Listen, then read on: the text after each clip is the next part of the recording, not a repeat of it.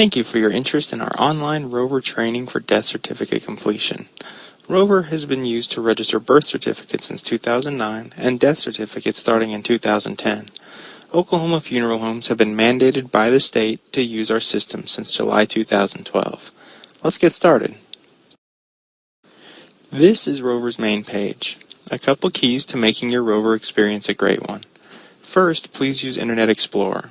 If you can, find version 9 or 10. Otherwise, ensure you are viewing the web page in compatibility mode. Second, ensure you have Adobe Acrobat Reader installed.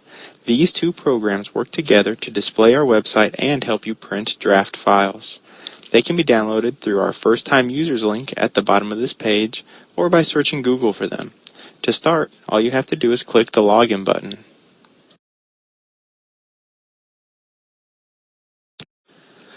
You will then be taken to a page asking for your username and password. The production site will not have the "This is training" warning you see here. For our example, we are typing in funeral training with a preset temporary password.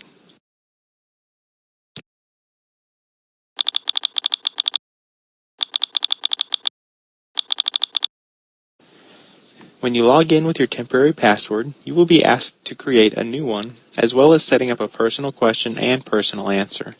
Your password must be between 8 and 13 characters in length, contain a number, a special character, and have a mix of upper and lowercase letters.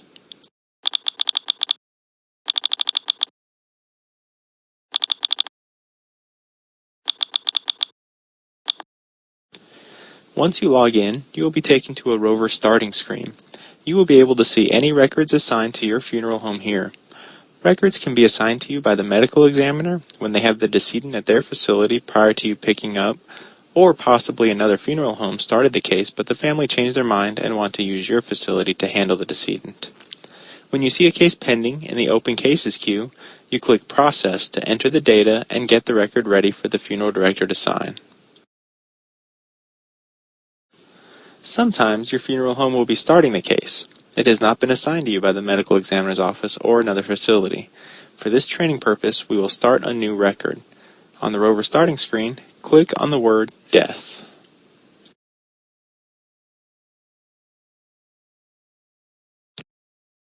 Now click on the words Create Case. You will need to enter the 5 pieces of information to start the case. Throughout this video, I will be using the mouse to help illustrate where I'm going, but when you go through the system, you will want to use the Tab key on your keyboard to navigate. This will ensure that drop-down selections made are committed to the web page and will help ensure you don't get warning pop-up messages unnecessarily. For this training record, I will enter the decedent's first name. Remember, you are to use the decedent's legal name, not what they went by or abbreviations like CW for Charles William, for example. The death certificate is a legal document and must contain the legal name as it appears on the birth certificate unless the decedent had their name changed by the court or marriage. Touch the Tab key on the keyboard and enter the decedent's last name. To start the record, you do not need to enter the decedent's middle name. You will have an opportunity to add the middle name later.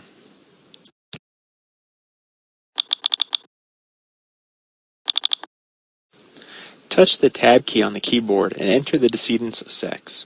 You can use the drop-down menu, or for faster entry, you can touch the M key for male, the F key for female, and then Tab. You will now be on the date of death. The date is to be entered as month, date, with 4 digits for the year. For speed, you do not need to enter the slashes between the month, date, and year. When you touch the Tab key, ROVER will put the slashes in for you. Make sure you use the Tab key on the keyboard. Next, you need to enter the decedent's date of birth. Enter the date of birth in the same manner as you entered the date of death. When you touch the Tab key, you can click on the search button to begin your case.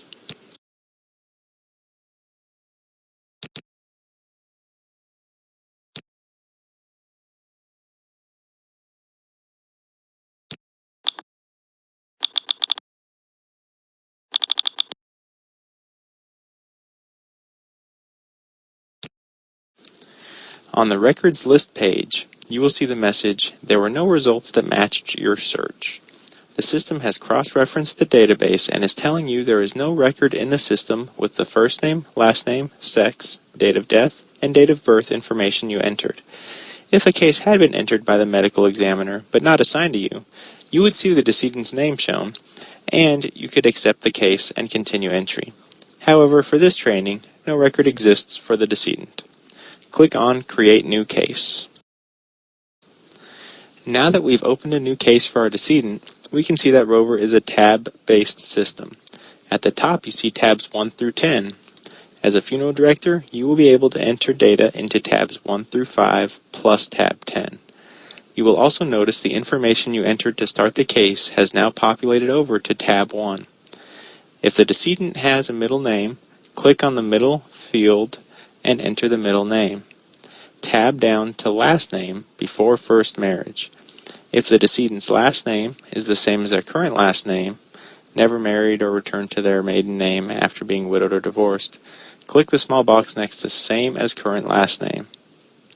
However, if their maiden name is different than their legal name, enter their last name before first marriage or maiden name in the field and tab down to the next section.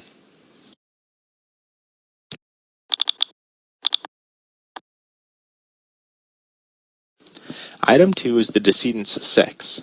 The sex pre-populated over from the starting information. Tab down to the next section. In Section 3, you will enter the decedent's Social Security number. As with the date of death, you do not need to enter the dashes. Simply enter the 9-digit number and tab. The system will add the dashes for you and automatically advance you to Item 4. Was the decedent ever in the U.S. Armed Forces? Enter a Y for yes, a N for no, or a U for unknown. Data purposes do not need to know the status of the decedent's discharge from the military, as if honorable or dishonorable, simply if they were ever in the service. Tab down to the next section. Since the date of death information is still populated from our initial search, go straight to the age measure box. This is how you are measuring the decedent's age. Enter Y for years, or for an infant, M for month, days, or H for hours, minutes. Once you have that selected, tab down to the next section.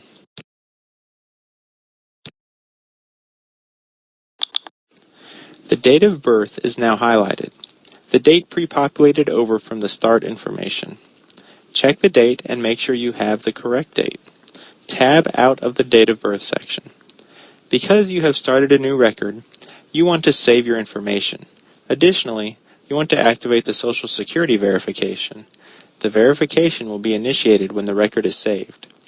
To save the record and initiate the verification process, click on Finish. You will be on a ROVER warning screen showing you all the items you have not completed.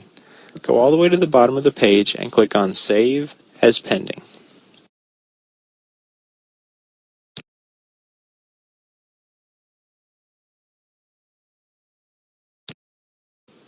On the Successful Transaction page, click on Return to Record.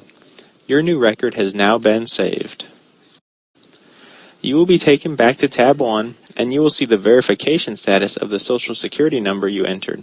We cannot see the verification status on our training record, but hopefully the message will show you the number was verified. If the verification message is telling you the verification has failed, check the number you entered to make sure a data entry mistake has not occurred. Then call the informant and verify you were given the correct Social Security number. If the information is correct, go to the field under the number and select Verified with Informant from the drop-down. Do not try to manipulate the decedent's name, from Joe to Joseph, for example, trying to find a match to the number. Many times, the name registered at Social Security is different, or a different spelling than the legal name you entered. It is okay, and Social Security will be notified of the death and will sort out the name discrepancy at their end. If the number verified, or you marked Verified with Informant, click on Next to move to Tab 2. Tab 2 is for the decedent's information. The decedent's birthplace is the first section for information entry. The United States is already populated. If the country is somewhere other than the United States, click on the drop-down to select another country. However, if United States is correct, tab down to the state of their birth. Again, ROVER is built for speed. You can begin typing the state and the information will auto-populate for you. If the state is not correct, touch the first letter of the state again for the next state in line. O will bring up Oklahoma, but if you want Ohio, you can just touch O again. Tab down to the city list and begin to type the name of the city. As with state, the auto-populated city might not be the correct one. You can touch the letters again. Touch the Tab key to move down to item 8.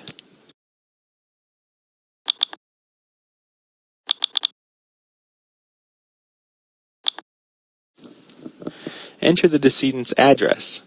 You can enter a rural route now in the address field, but you will never enter a post office box. If the decedent's address contained an apartment number or space number for a mobile home, enter the number in the apartment number field.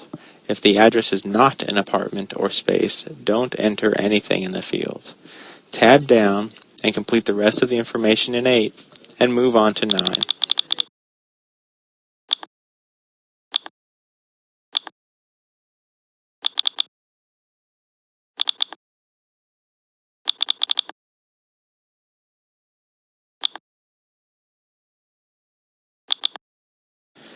You can select the marital status from the drop-down, then tab to move on.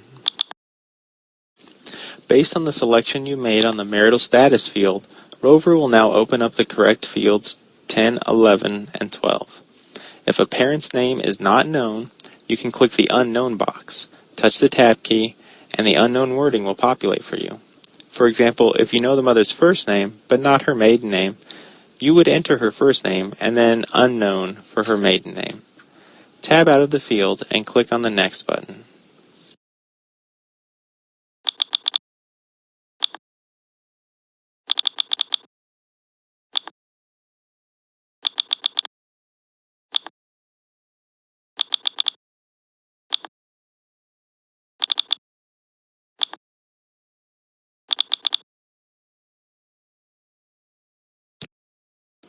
Tab 3 contains decedent history information, including Hispanic origin, race, education, and occupation.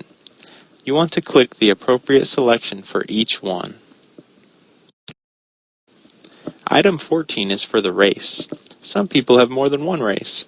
They are black and white, or white and American Indian, or black and Vietnamese, for example. Click the race or races that apply to the decedent. If you select American Indian, the Indian tribe selection fields will open, and you will select the tribe or tribes of their race. Tab to move down.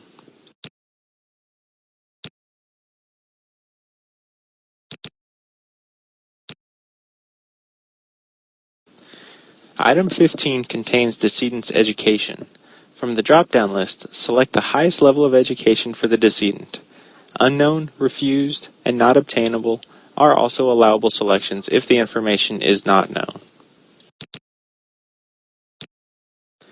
Items 16 and 17 deal with occupation and type of industry of the decedent. Keep in mind the occupation is what the person did when they went to work. Ditch digger, floral designer, secretary. The kind of business or industry is the type of business, not the name of the business. So ditch digger would possibly be utility company. Floral designer would be florist. Secretary would be law firm. Many times the family wants a more descriptive occupation and industry, like 1st Battalion Fire Chief, Firehouse Number 6. Remember, the occupation and industry responses go to the CDC and are categorized. If an occupation and industry don't fall within a category, the response is sent to a miscellaneous group, so the decedent's life work will not count in the statistics. By keeping the occupation and industry streamlined, the CDC will be able to categorize certain occupations and industries with particular types of death. 1st Battalion Chief at Firehouse 6 is better served in the obituary. Once you tab out, click Next.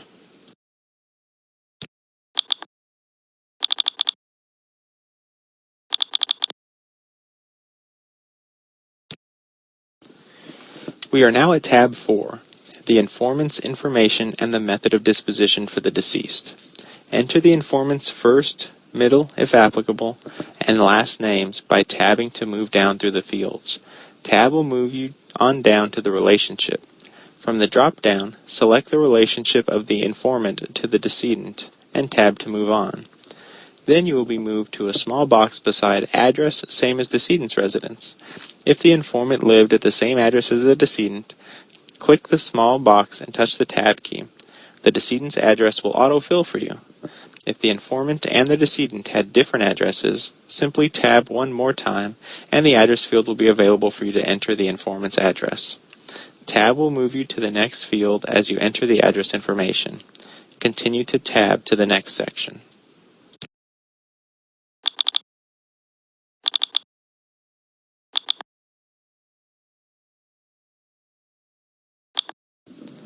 If you look to the right side of the page, you will notice all three sections are yellowed out. Click on the box next to Method of Disposition. Touch the Tab key. You will notice the area or areas on the right will turn white, depending on the method. Burial will open up the center section at the right for the name of the cemetery. If cremation is selected, the top and bottom sections will open up for the crematory information and the cremation permit information. If removal from state is selected, the center section will open up, allowing the information for the out-of-state facility to be entered.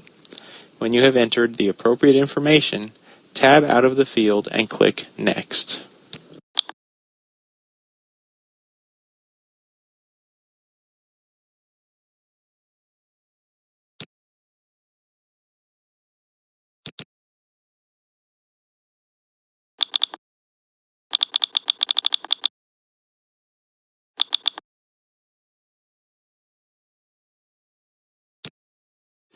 Tab 5 contains your funeral home and funeral director information. When you log into ROVER, the system recognizes you and your facility according to your setup information. In items 22 through 24, you will see your funeral home and address. It is yellowed out because it is a set field according to your setup. Click 2 times on the first field under item 23. Funeral Director, where you see the option Oklahoma Funeral Directors. A list of the funeral directors assigned to your facility in the system will be displayed. Locate your name, or the name of the director who will be signing the record, and click on their name. Touch the Tab key to hold the selection. Oklahoma does not require the embalmer information, so at this point, you've completed entering data into this record. Now you need to tell the system what to do next. Click on Tab 10.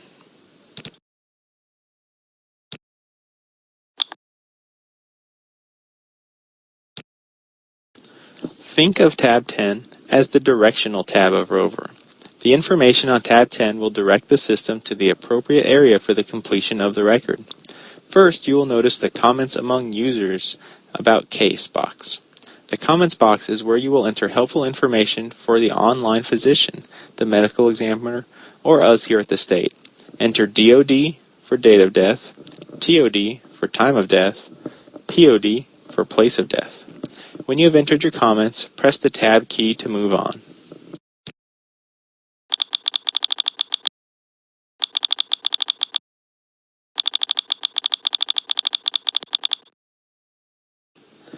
There are 3 separate areas to send your record. The first is the Assign, Transfer, Notify Physician section.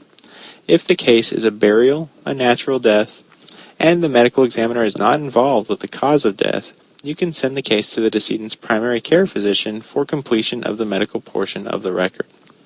Our field services staff are currently training Oklahoma physicians on the ROVER system, so the decedent's physician may or may not be electronic. To send a certificate to a physician for signing, click on the field beside Action, under the Assign, Transfer, Notify a Physician, and open the drop-down box. Click on Request Medical Certification, and touch the Tab key. The field beside Select Physician will turn blue. Click the drop-down arrow to open a list of the physicians currently trained on ROVER. Look over the list. If the decedent's physician has been trained in ROVER, their name will appear. Click on their name and tab, and you will see the assignment of the physician in the case history box at the lower right.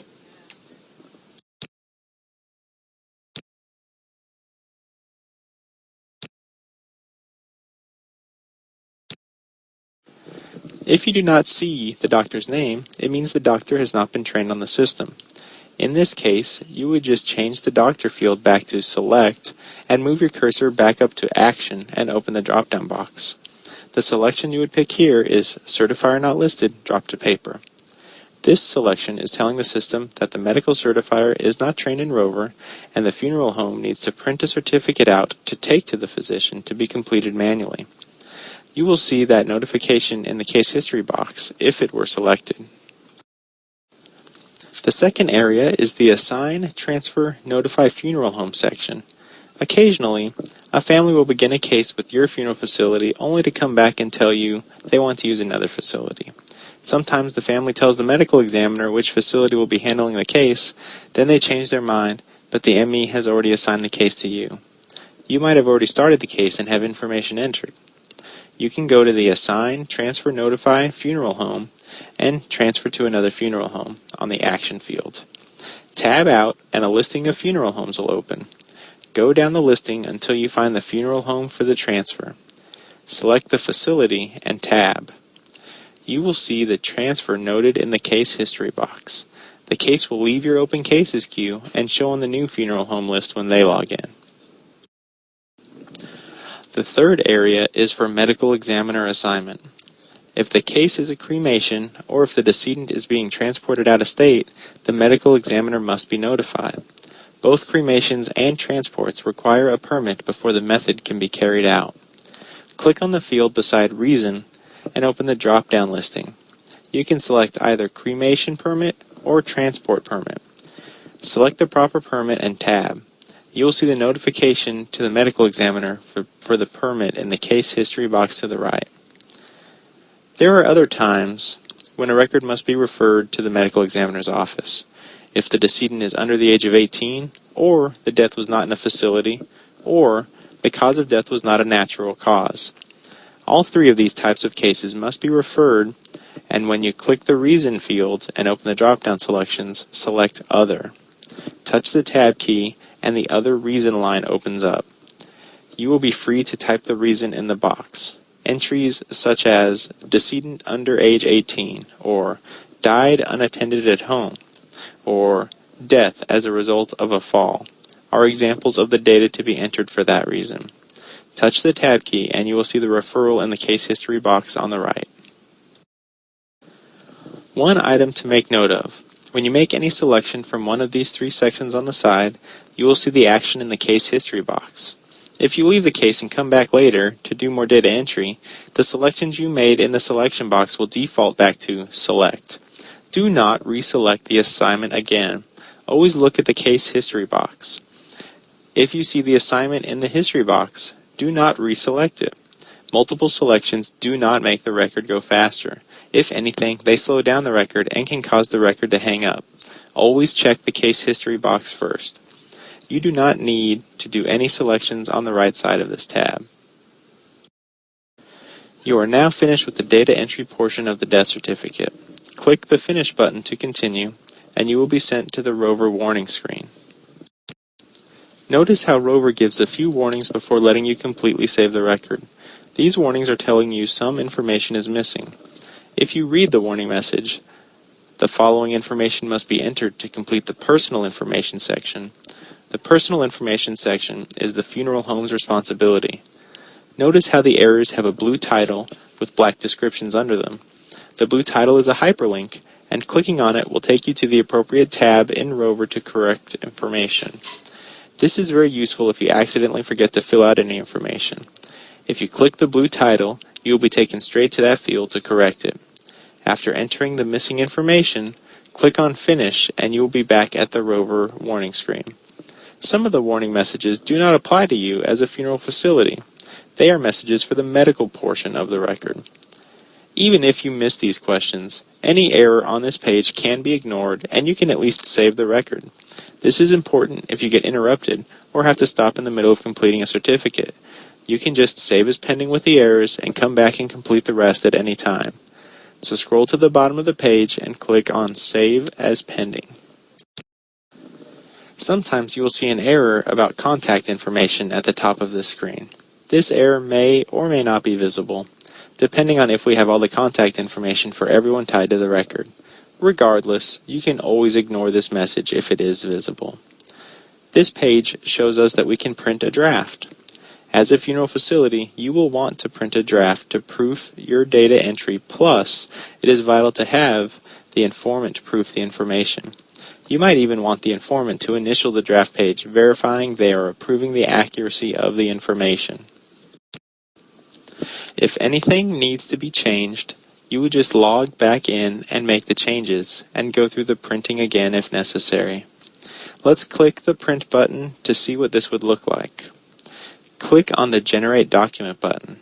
The image of the draft will be displayed. From here you can print the document and close the window to get back to ROVER.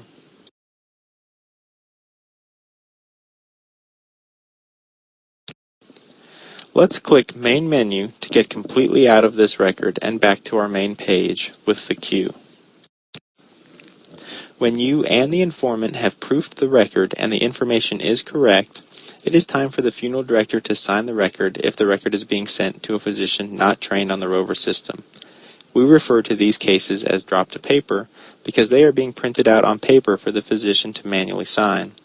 Drop to paper records must have the funeral director's electronic signature before the record will print. If the record is being referred to a physician trained on ROVER, you will want to wait to sign the record until after the electronic doctor has completed and certified their portion. ROVER will give you a message on your main screen telling you the COD, cause of death, has been certified. At that time, you, as the funeral director, can go into the record and sign. From the main screen, Open Cases, follow the case name across to the right and click on Process. This will take you to tab 1 of the record. Click on Finish and Save as pending. This will take you to the Successful Transaction screen. Under the heading of Other Options, you should now see an option for Sign Now. Click on Sign Now. ROVER will automatically show you your secret question and give you a space for your secret answer. Once your answer is entered, press the Tab button to move to the checkbox asking you to acknowledge death case certification. Check this box and the Continue button will change from grayed out to clickable. Click Continue to finish signing the record.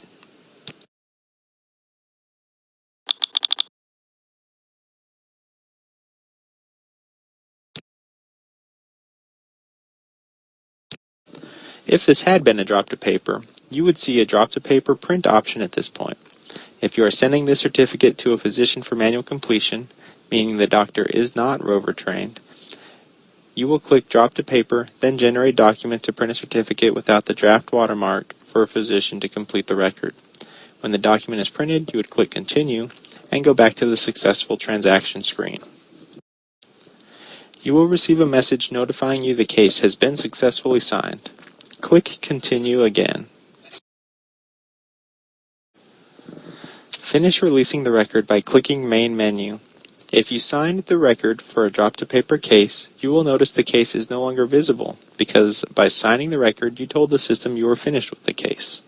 If changes need to be made, the record must be unsigned before changes are allowed. Contact Ask ROVER, either by email or phone, for help with the unsigning process. Click the Logout button in the upper right corner. This is the end of our online ROVER training. Completing a record in ROVER should only take a few minutes. If you are having any issues with drop-down selections, printing, or just feel like completing the record is taking a long time, contact us and we can help. Please go back to the website to fill out a form with your personal information. There will also be a quiz in the form for you to complete. Once you are finished, you will need to save and email it to us. We will review the form and get your account set up so you can be able to start using ROVER. Thank you again.